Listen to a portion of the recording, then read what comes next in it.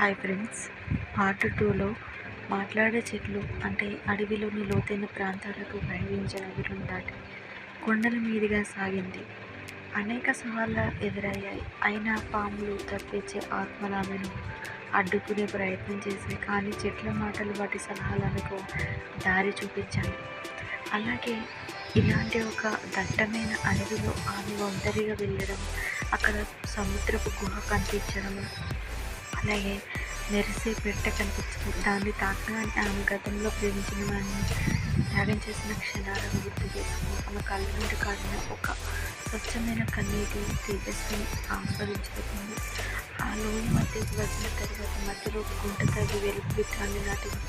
ఒక్కసారి ఆ లోయ మొత్తం ప్రకాశవంతమైన కాంతితో నిండిపోయింది. ఇలా కాలాన్ని శక్తి బలహీనపడి లోయకు మళ్ళీ పూర్వ వైభవం తెచ్చింది తేజస్విని.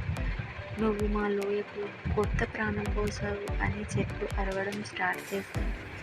ఇలా తేజస్విని తన కోరికను నెరవేర్చుకుంది అని చెప్పాలి. అలాగే ఆనాటి నుండి తేజస్విని లోయ సంవత్సరాలుగా మారింది.